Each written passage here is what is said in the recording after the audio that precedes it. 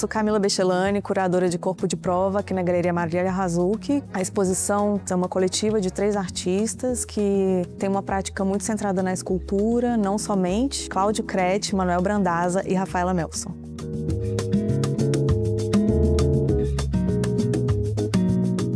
O meu ponto de partida foi olhar para as obras desses 3 artistas que vêm de trajetórias diferentes, mas que se encontram em algum lugar na sua poética. E a minha leitura dessas obras foi a relação que eles estabelecem com a questão do encaixe, a questão da suspensão e a relação do corpo com o espaço, como essas obras ativam a nossa relação com o espaço, né? Do corpo do espectador.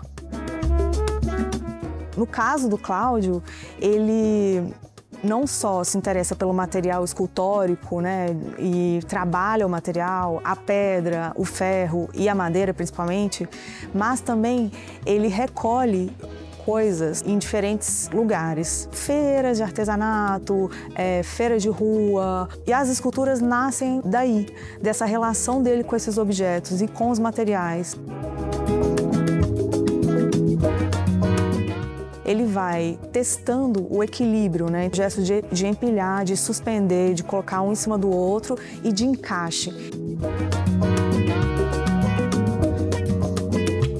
Oi, eu sou o Cláudio Crete, eu sou artista. Eu trabalho com a Galeria Marília Hazuki há muito tempo. Estou muito contente de fazer mais uma exposição aqui nesse espaço. Os trabalhos que eu estou mostrando são trabalhos que eu venho desenvolvendo já há perto de 10 anos. A série se chama Mafuá de Trens e traz nela, nesse título, já uma ideia que é muito cara ao meu trabalho, que é a possibilidade do convívio de questões muito distintas, de materiais muito distintas e discutindo a linguagem da escultura.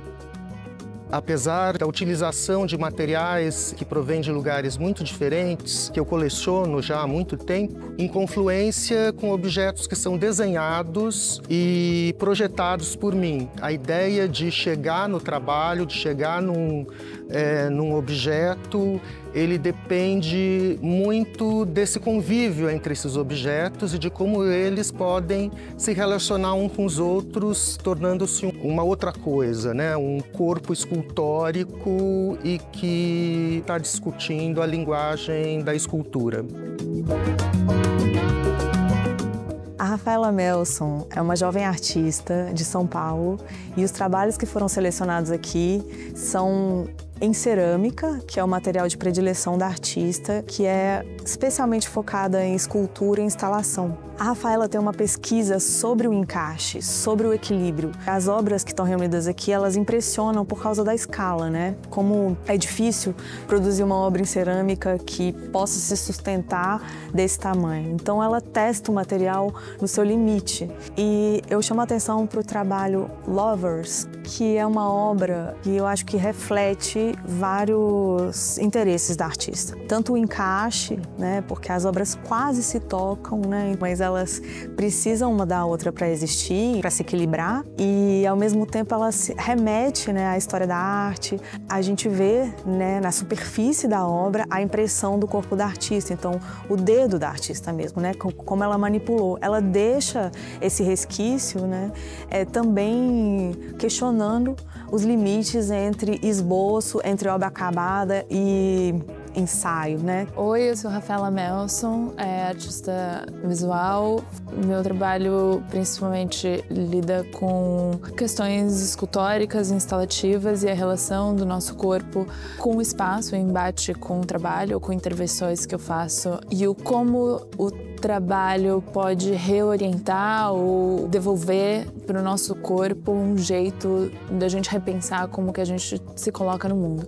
No caso dessas esculturas que estão na exposição, são todas esculturas em cerâmica. É um material que eu sempre começo o dia no ateliê trabalhando, porque para mim funciona muito como você começar o dia com um papel em branco para desenhar. A argila, no caso, é um material muito completo para você pensar outros materiais que você pode trabalhar escultoricamente. E isso me ajuda a pensar qualquer outro tipo de trabalho que eu vá fazer. Essas esculturas que estão aqui, elas estão dialogando muito com uma lógica de modularidade, assim, de repetição da mesma forma, mas como essa mesma forma vai criando formas diferentes, porque não é um molde, sou eu refazendo essa forma a partir de uma mesma instrução. Em Stacking Modularity, que é esse trabalho que são como dois dutos de cerâmica, um que encaixa no outro, essa lógica de feminino e masculino de encaixe, assim, a sensação é que eu posso continuar repetindo esse módulo de novo e isso pode ir crescendo e virando outras coisas. Os trabalhos são muito pensados para o espaço de exposição e no caso do Manuel isso é mais verdade ainda.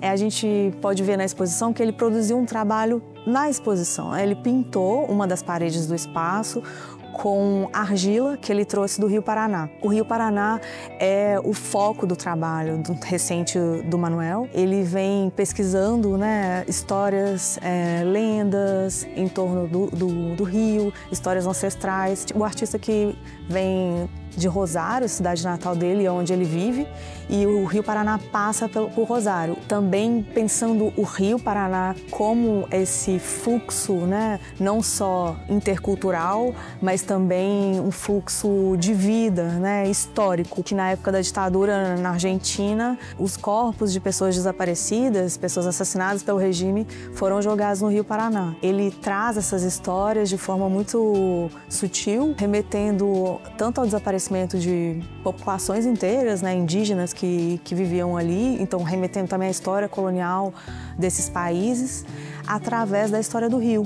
Olá, eu sou Manu Grandassa. Estamos aqui apresentando mais um trabalho meu, onde eu falo sobretudo de coisas da minha cidade, da minha paisagem. Eu sou formado na Universidade de Buenos Aires como desenhador de modas, de indumentária, se fala lá. O meu primeiro acercamento que tive às artes, eu fazia apresentações de moda, performance. Foi um momento muito forte na cultura de Buenos Aires, porque foi a saída, né, da ditadura.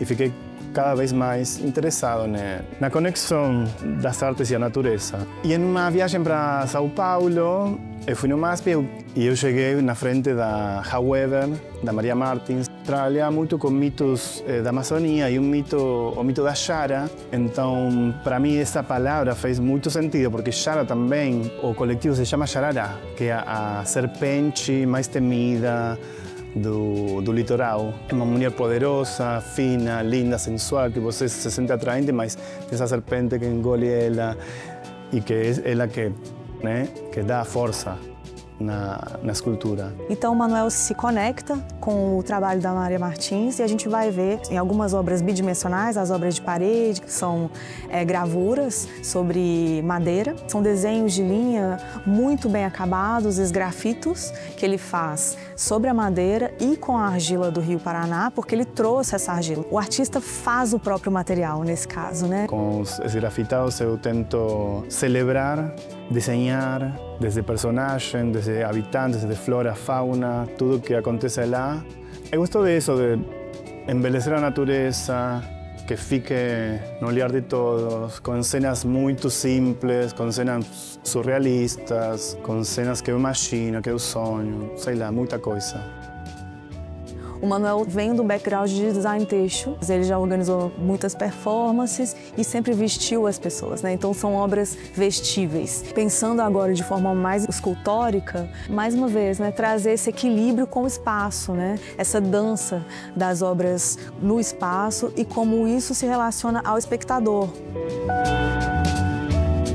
Primeiro fiz esta escultura e eu comecei a colocar chara sobre ela, uns tecidos com desenhos de céu, ou que tem a cor do rio, e tudo tem muita perla, muito cor, como que está quase saída de carnaval, né? Essa aqui é uma outra peça que eu pensei também para aqui, como que eu tiro coisas que estão no fundo do rio, né? Desde flores ou até corpos humanos, peixes. E achei interessante isso, não? Como a relação com os ex-votos, tem uma coisa muito terrível também, né? Porque no Rio Paraná foram feitas muitas lutas entre povos, foram jogados corpos na ditadura, bom, tem muita, então, nada, faz esse sentido para mim.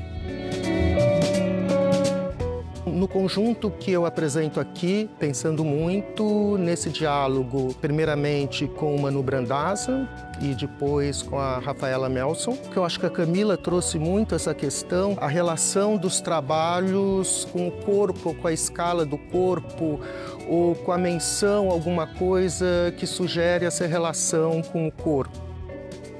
Nos meus trabalhos, isso não é de forma alguma uma questão explícita, mas eu acho que pela opção das formas orgânicas, do jeito como uma peça se conecta à outra para formar uma terceira, isso tudo sugere uma relação quase sensual entre esses materiais e isso talvez traga um pouco essa memória do corpo para esse conjunto de trabalhos.